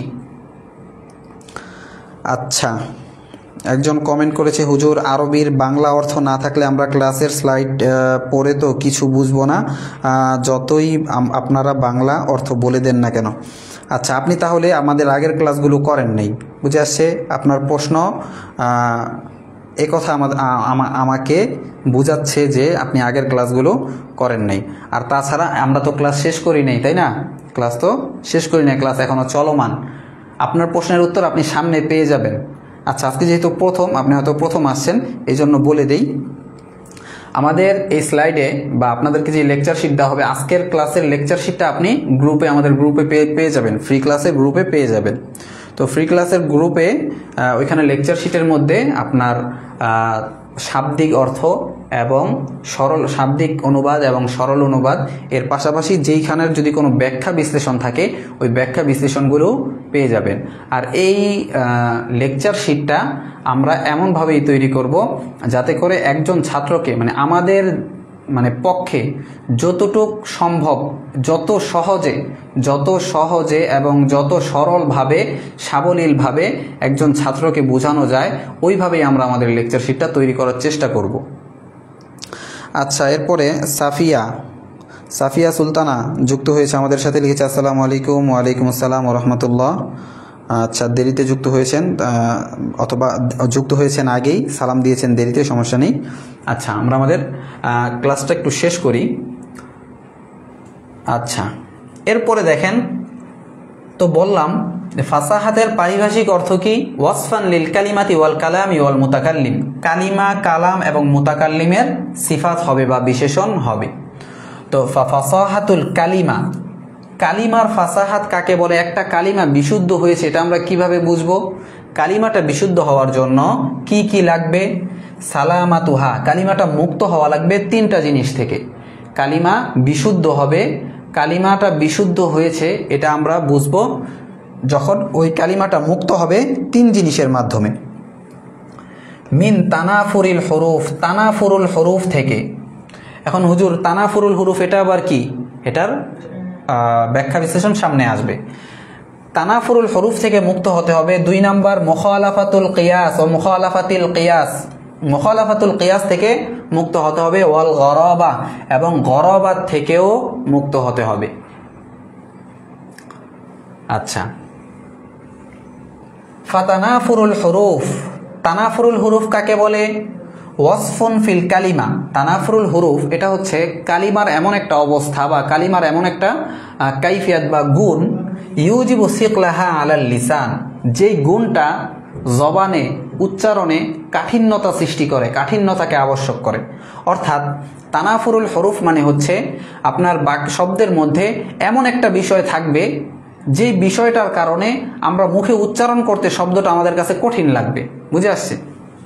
ইউজিবু সিকলাহা আলাল লিসান, যেটা জবানে কাঠিন্যতাকে আবশ্যক করে। ওয়া উসরান নুতকি বিহা, এবং উক্ত শব্দের মাধ্যমে কথা বলার কাঠিন্যতাকেও আবশ্যক করে। অর্থাৎ ওই শব্দটা এমন দুষ্ট, ওই শব্দটা দিয়ে আমরা কথা বললে আমাদের নিজেরই দেখবেন কষ্ট হচ্ছে। বুঝছেন? শব্দটা একটু দুষ্ট টাইপের। আচ্ছা, যেমন উদাহরণ হচ্ছে আযশু, দেখেন তো যশুন শব্দটা সবাই উচ্চারণ করেন তো একটু আমার সাথে সাথে। যশুন, দেখেন যশুনটা উচ্চারণ করলে আপনার দেখবেন আপনার মুখই আপনাকে বলবে যে তুমি এটা কি শব্দ উচ্চারণ করলা, এমন লাগলো কেন আমার? বুঝে আসছে? তো এই যশুন শব্দের অর্থ হচ্ছে অসমতল ভূমি। আরবিতে যশুন শব্দের অর্থ হচ্ছে অসমতল ভূমি। তো এই যশুন শব্দর অসমতল ভূমি এই আরবিটা ছাড়া আরও অন্যান্য আরবি কিন্তু আছে, বুঝে আসছে? যশুন শব্দটা ছাড়া অসমতল ভূমি এ কথা বোঝানোর জন্য, এই অর্থ বোঝানোর জন্য অন্যান্য শব্দও আছে, যেমন গাইরু মুস্তাউই, গাইরু মুস্তাউই মানে অসমতল, যেটা মসৃণ না, সমতল নয়, গাইরে মুস্তাউই, বুঝে আসছে? এই শব্দটা ব্যবহার করতে, এই শব্দটা বলতে কিন্তু আমাদের মুখের কোনো কষ্ট হয় না, আমাদের মুখ আমাদের বিরুদ্ধে কোর্টে যায় না মামলা করতে, বুঝে আসছে? কিন্তু এই শব্দটা যখন আমরা বলি যশুন, তখন কিন্তু ধরেন আমাদের মুখ মানে আমাদের জিহ্বা সে কি করতে চায়, মামলা টামলার হুমকি দিয়ে থাকে। আচ্ছা, তাহলে এই আযযশু লিল মাউদিআইল খাসান, অসমতল ভূমির জন্য এই আযযশু শব্দকে ব্যবহার করা। তাহলে এই তানাফুরুল হরুফ কাকে বলে এটা আশা করি আপনারা বুঝতে পেরেছেন। তানাফুরুল হরুফ হচ্ছে কালিমার এমন একটা অবস্থা যে অবস্থাটা জবানে কাঠিন্যতাকে আবশ্যক করে এবং উক্ত শব্দের মাধ্যমে কথা বলতে আমাদেরকে বাধা প্রদান করে বা কাঠিন্যতাকে আবশ্যক করে। তো আরও অনেক মানে নিয়ত করে এসেছিলাম যে পড়াবো, কিন্তু সময়ের স্বল্পতা, তার পাশাপাশি মানে শ্রোতার মনোযোগ ধরে রাখা আমার জন্য তেমন মানে কষ্টকর হয়ে যাচ্ছে। এই জন্য আমি বালাগাতের ক্ষেত্রে এতটুকুই থাকবো। এরপরে আমি মান্তিক থেকে আপনাদেরকে, এই তো দেখেন এইখানে আপনারা ওই যে কে যেন, ওনার নাম হচ্ছে মিফতাজুর রহমান, উনি প্রশ্ন করেছিলেন, ওনার প্রশ্নের উত্তর এই যে এখানে দেওয়া আছে, অর্থাৎ এখানে আমরা শাব্দিক অনুবাদগুলো দিয়ে দিয়েছি, শাব্দিক অনুবাদগুলো এখানে আছে, শাব্দিক অনুবাদ এই যে এখানে। তারপরে তারপরের পেজে আপনার এই যে এখানেও শাব্দিক অনুবাদ আছে। এরপরে শাব্দিক অনুবাদের পরে এখানে দেখেন সরল অনুবাদ, এটাও দেওয়া আছে। যদি ব্যাখ্যা বিশ্লেষণওয়ালা কোনো পড়া থাকে, যে এই পড়ার মধ্যে ব্যাখ্যা বিশ্লেষণ জরুরি, ওই পড়ার মধ্যে আমরা ব্যাখ্যা বিশ্লেষণও এগুলোর সাথে সরল অনুবাদের পরে আমরা অ্যাড করে দিব। আচ্ছা, এরপরে আমরা আল মেরকাত কিতাব থেকে একটু পড়ব। আচ্ছা, মেরকাত কিতাব থেকে আমরা দালালতের যে অধ্যায় আছে, দালালতের অধ্যায়টা আমরা পড়ব। তো দালালতের আরও অনেক কিছু স্লাইড আকার এখানে ছিল, কিন্তু সময় স্বল্পতার কারণে আমি আর এগুলো আপনাদেরকে বলতেছি না। তো দালালতের শাব্দিক এবং পারিভাষিক অর্থ এরপরে আমি আপনাদেরকে ওই নকশাটা দেখিয়ে দিব, দেখিয়ে পড়াটা বুঝিয়ে ইনশাল্লাহ আজকের ক্লাস আমি শেষ করব। তো দালালাত বালাগাতের আল মেরকাত কিতাবের অর্থাৎ মান্তিক কিতাবের মধ্যে দালালাত এটা খুবই গুরুত্বপূর্ণ একটা অধ্যায়। হ্যাঁ, বালাগাত শেষ হয়ে গেছে হুজুর, হুজুর বালাগাত শেষ হয়ে গেছে। এখন আপনি মুস্তাফিজুর রহমান লিখেছে হুজুর বালাগাতটা শেষ করে দিলে ভালো হয়। হ্যাঁ হুজুর, বালাগাতটা শেষ হয়ে গেছে ইতিমধ্যে। আমরা মেরকাত নিয়ে একটু আলোচনা করেই আপনাদেরকে মানে আমাদের ক্লাসটা শেষ করে দেব ইনশাল্লাহ। তো মেরকাত কিতাবের খুবই গুরুত্বপূর্ণ একটা অধ্যায় হচ্ছে এই দালালা। তো দালালাত যত সংক্ষেপে আজকে আমি আপনাদের সামনে উপস্থাপন করতে পারি। দেখেন দেখেন তো আমি এখানে একটা জিনিস, একটা দাগ দিব, এই দাগের মাধ্যমে আপনি কি বুঝেন, আপনি একটা জিনিস বুঝতে পারছেন কিন্তু এই দাগটার মাধ্যমে। আবার আরেকটা দাগ দিলাম, এই দাগের মাধ্যমে আপনি একটা জিনিস বুঝতে পারছেন, তাই না? এটাই হচ্ছে দালালা, বুঝে আসছে? আজকের পড়ার মূল থিওরি এইটাই। দালালাত মানে ইঙ্গিত করা, দালালাত মানে পথ প্রদর্শন করা। দেখেন এটার মাধ্যমে আমি নিচে পথ দেখাচ্ছি, এটার মাধ্যমে উপরে পথ দেখাচ্ছি, তাই না? এটার মাধ্যমে বাম দিকে, আবার এটার মাধ্যমে ডান দিকে। এটাই হচ্ছে দালালাতের মূল আলোচনা। তো দালালাতের শাব্দিক অর্থ আল ইরশাদ পথ প্রদর্শন করা, আল ইশারা ইঙ্গিত করা, ইরাআতুত তরিক পথ দেখানো। দেখেন পথ দেখানো, ইঙ্গিত করা, পথ প্রদর্শন করা সবকিছুই কিন্তু এটার মধ্যে চলে আসছে, তাই না? আচ্ছা, এটা বুঝার পরে এরপরে আসেন, এরপরে দেখেন দালালাত কাকে বলে। কাউনুশ শাই বিহাইসু ইয়ালজামু মিনাল ইলমি বিহিল ইলমু বিশাইইন আখার, কোনো বস্তু এমন হওয়া, কোনো একটা বস্তু এমন হওয়া যে বস্তুটা জানার ফলে অন্য আরেকটা বস্তু জানাও আবশ্যক হয়ে পড়ে। একটা বস্তু এমন মানে একটা বস্তু এমন একটা কাহিনী করলো, এই কাহিনীর মাধ্যমে আপনার আরেকটা কাহিনী আপনি জানতে পারেন। যেমন ধরেন এই যে এখানে একটা দাগ দিলাম, এখন এই দাগের মাধ্যমে আপনি আরেকটা জিনিস বুঝে ফেললেন যে কি, আপনি আমার জিজ্ঞেস করলেন যে ধরেন যাত্রাবাড়ি কোন দিকে, ঠিক আছে, আমি কোনো কথা বললাম না, শুধু এইভাবে বলে দিলাম, তাহলে কি বুঝবেন যে যাত্রাবাড়ি এই দিকে। আচ্ছা, তাহলে আশা করি দালালতের শাব্দিক পারিভাষিক অর্থ আপনারা জানতে পেরেছেন। এরপরে আসেন এই তো এখানে, তো দালালত এর প্রকারভেদ নিয়ে এখন আমরা একটু আলোচনা করব। আচ্ছা, শান্ত ইসলাম লিখেছে, ভাই নামাজের বিরতি দিবেন না? হ্যাঁ, নামাজের বিরতি তো দেওয়া দরকার, নিচে এবং উপরে বুঝায়। আচ্ছা, আমরা এখনই শেষ করে দিব, তো এই জন্য ইনশাল্লাহ আমরা মানে ইয়ার পরেই ক্লাসের পরে ইনশাল্লাহ নামাজটা পড়ব, তো অল্প কিছুক্ষণের মধ্যেই আমরা শেষ করে দিব ইনশাল্লাহ। তো দালালত দেখেন, এই তো দালালত, এই তো দালালত। এই দালালতটা প্রথমত দুই প্রকার। দেখেন এইখানে যে আমি একটা দাগ দিছিলাম, এটা কিন্তু আমি মুখে কিছু বলি নাই, মুখে কিছু বলা ছাড়াই আপনি বুঝতে পারছেন উপরে, তাই না? এটার মানে কি? উপরে। এটা কি অর্থ প্রকাশ করে? উপরে অর্থ প্রকাশ করে। তো দালালতটা প্রথমত দুই প্রকার। এটা হয়তো লফজ হবে অথবা লফজ হবে না। লফজ মানে কি? যেটা মানুষ মুখে উচ্চারণ করে। আর গায়রে লফজ, লফজ নয়, এর লফজ নয় যেটা, সেটা হচ্ছে যেটা মানুষ মুখে উচ্চারণ করে না। মানুষ মুখে উচ্চারণ করে না এমন সব কিছুই কিন্তু লফজ না, আর মানুষ যা যা মুখে উচ্চারণ করে সব কিছুই লফজ। তাহলে দালালত দুই প্রকার হতে পারে, এক নম্বরে লফজিয়া আর দুই নম্বরে গায়রে লফজিয়া। তো লফজিয়া, যেটা লফজিয়া হবে, লফজিয়া মানে মুখে বলবে, তো এটা আবার তিন প্রকার হতে পারে, ওয়াজআইয়া, তবআইয়া, আকলিয়া। ওয়াজআইয়া কাকে বলে? ওয়াজআইয়া হচ্ছে একটা লফজকে আরেক একটা জিনিসের জন্য গঠন করা হবে। ওয়াজঅন শব্দের অর্থ হচ্ছে গঠন করা। তাহলে গঠনের মাধ্যমে যেই দালালতটা হবে তাকে বলবে ওয়াজআইয়া। যেমন ধরেন কলম শব্দ, কলম শব্দটাকে এই জিনিসটার জন্য গঠন করা হয়েছে, তাহলে কলম বললে আমরা এই জিনিসটা বুঝি।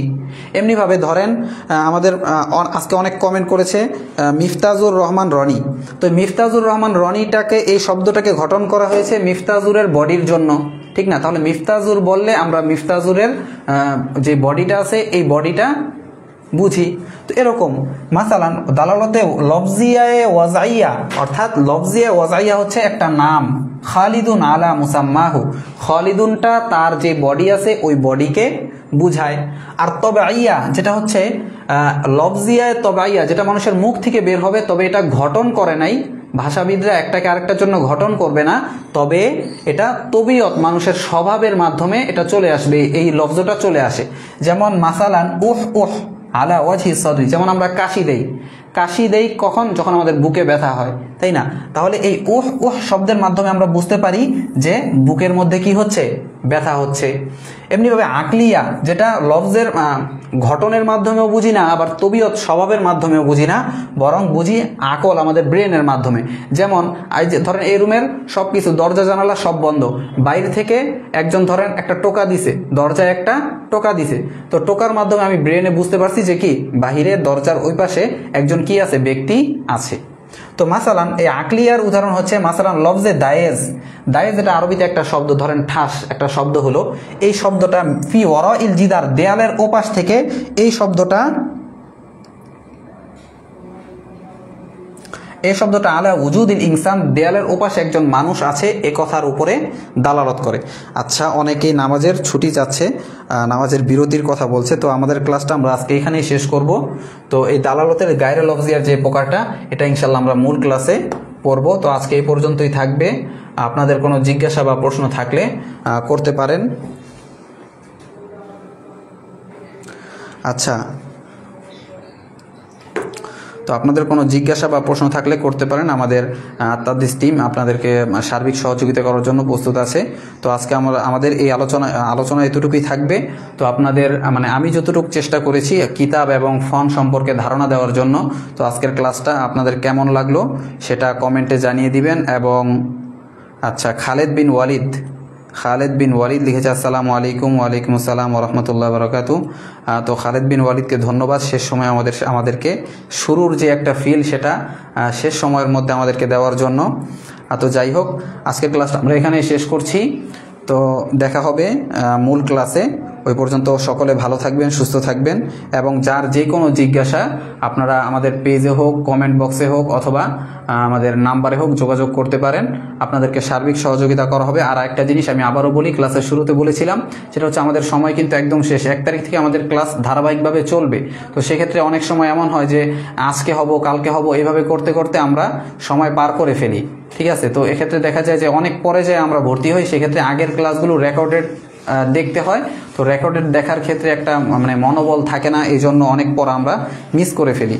তো এই জন্য আমরা শুরুর সময়টা হেলায় খেলায় অবহেলায় না কাটিয়ে শুরু থেকেই আমরা একটা উদ্যোগ নিয়ে আজকে থেকে যে না এখনই ইনস্ট্যান্ট আমরা কি করব, মানে ভর্তির জন্য চলে আসব, যাতে করে আমাদের সময় আর নষ্ট না হয়, হেলায় খেলায় সময় আমরা না কাটাই, বরং মানে সময়টাকে কাজে লাগানোর চেষ্টা করি। আল ওয়াক্তু আসমানু মিনাদ যাহাব ফাইন লাম তাকতাহু কাতাআকা।